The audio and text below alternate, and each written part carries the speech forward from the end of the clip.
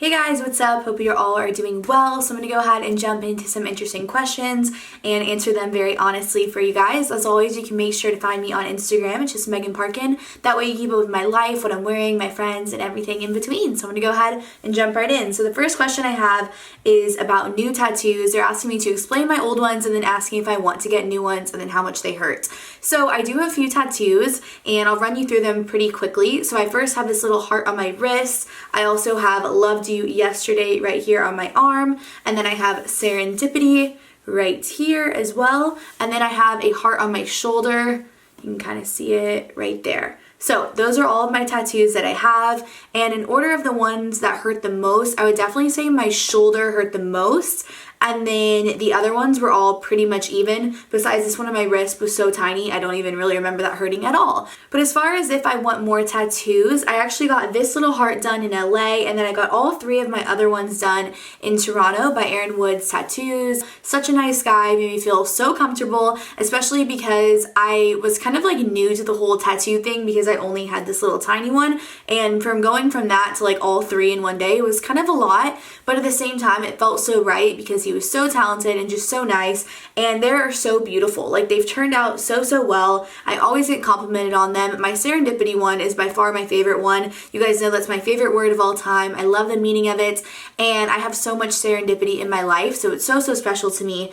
So would I get more tattoos and do I regret any of them? The only one that I slightly regret is my shoulder one of my heart, only because it shows in like a lot of things, and sometimes if I'm wearing a more formal gown or something, I kind of think like, what would this be like if I didn't have it? But at the same time, I do love it, and he did a great job on it. And I don't know, like in the summertime, I do really like it in like a swimsuit and stuff. So it's like a weird mixture of sometimes I really like it showing and then sometimes I don't. But definitely the ones on my arms and stuff I think are so beautiful, and they're in places that they can be hidden pretty easily and people don't notice them. But at the same time, if you want to show them off, you can do that. So I love that.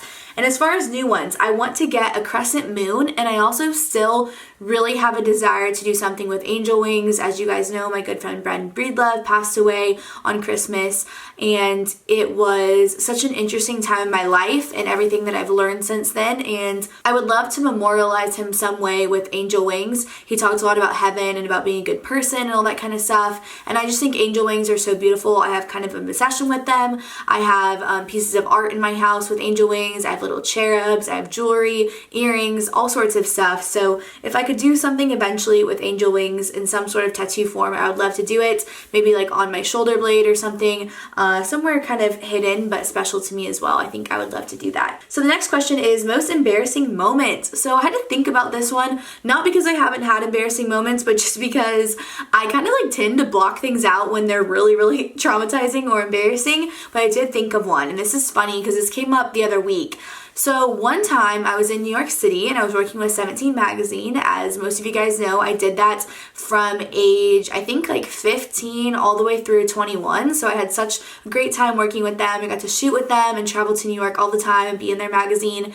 And one time I was invited to New York Fashion Week with them, and I was so excited, and I was getting fitted for a show. So I was getting to try on clothes from a designer, and they're going to do all my outfits and everything for Fashion Week. So I showed up on the plane. I got off the plane with my mom. At this point, I think I was about 17, and we had to go straight from the airport to the fashion studio where they were actually doing the fitting and everything. So got off the plane, didn't have any time to go to the hotel, nothing. And I was a little tired from the plane ride, but it was all okay. I was really excited to be there. We walked in, and there were probably about 15 people, like the editor, and there was someone else that worked at 17, and then there was the designer, and then there was a photographer and a stylist, and just a bunch of people in there, which is pretty typical for New York City, like fashion type events. There's always just a lot of people, a bunch of hands on deck, and a bunch of people doing different jobs all at the same time.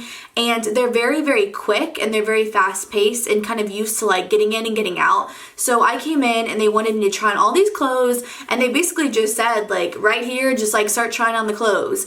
And I turned to my mom and I was like, oh my gosh, like I just realized like I can't do this. Like in this room of people, I can't just like take off my clothes. And she's like, why? What's up? Like what's going on?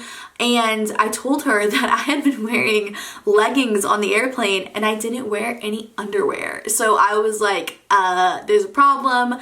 I don't have underwear on. My mom was so mad at me and it was so embarrassing, and of course they were able to like get me undergarments and all that stuff and fix it, but in the moment I had to explain like why I was not prepared to start trying on all the clothes, and I kind of like wasted a little bit of their time and everything, which everything turned out fine, but it was just so funny because I was so like out of my element on not wanting to get in trouble that I like didn't know how to say to all these business people like, I just chose to not wear underwear with my leggings today, but I did come straight from the plane, so that was like my excuse. The next question is, what is the biggest event that you have missed during quarantine? Wow, what a question. Oh, obviously it's been really difficult not really traveling and doing any fun things.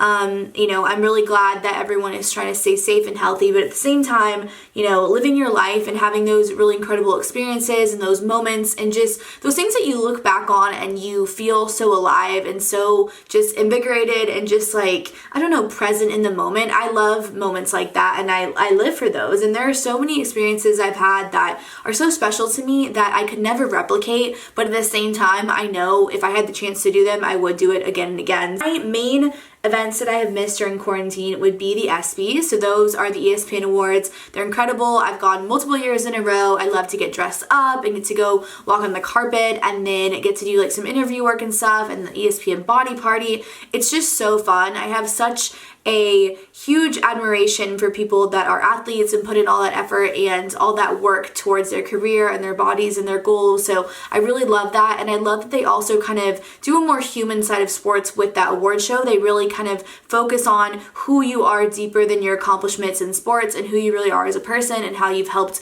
your community and how you've given back to other people that have supported you and believed in you all along.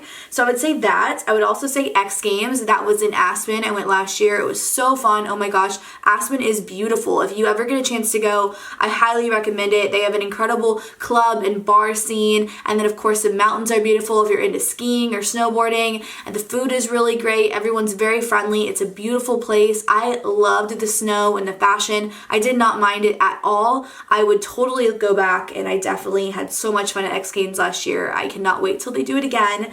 And then probably Boots and Hearts, which is a country music festival held a little bit outside of Toronto, and oh my gosh, it's such a good time. I love country music. I love Canadians. Everyone's so friendly and nice, and just having a great time. People like dress up kind of like country style, and they have an incredible lineup, and I was so sad that it got canceled this year. It was literally so traumatizing for me because Sam Hunt was playing, and you guys know I love Sam Hunt. Morgan Wallen has played, Dan and Shay, just so many different country artists and bands, so I cannot wait until Boots and Hearts in Toronto comes back because it's my all-time favorite festival, and I've done a lot of them. I've done Bonnaroo, I've done Coachella, I've done multiple different ones, ACL, but I gotta say Boots and Hearts is the #1 festival I've ever been to.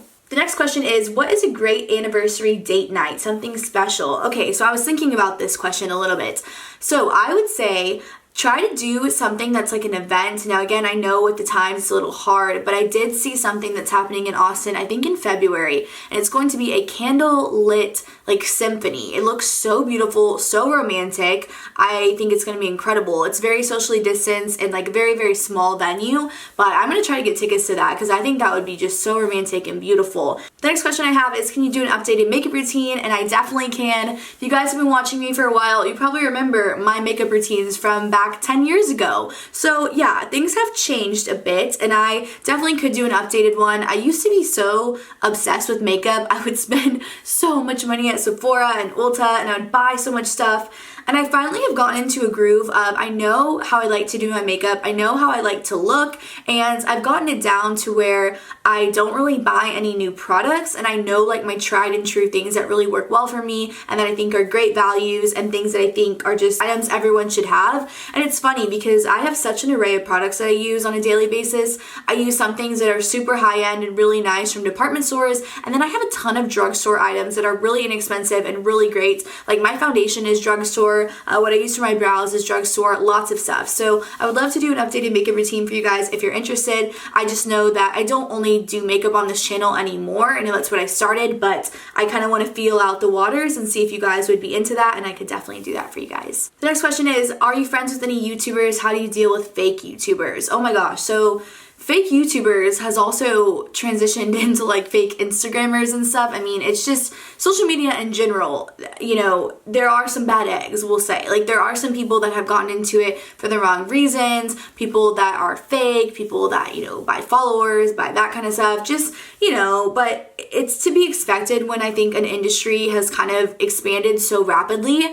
I definitely do think, though, there's room for everyone. Like, I think, you know, to think that, you know, you can't make a YouTube channel because too many people are doing it, or Instagram or whatever, I don't agree with that, because I think as long as you are really authentically yourself, you're going to connect with viewers that understand you and that like you for what you can offer them and bring them. And I think that's the biggest thing that I've noticed. I mean, over the years, it definitely has been kind of discouraging to see certain people, like, you know, do really well, and you know, I've met them in person and they're nothing like that, or they're really mean, or they're just really fake. But at the same time, for me, I feel like the quality of the viewers that I have is way more worth the quantity. I so much more respect people that I think are similar to me and have, you know, good morals and good values, and they're watching my videos for something more than just like entertainment. Like, they're watching to learn, or they're watching to broaden their horizons or to become a better person. I think at the end of the day, like, the content that I make, I'm satisfied with it because I think that there's ultimately a bigger meaning to it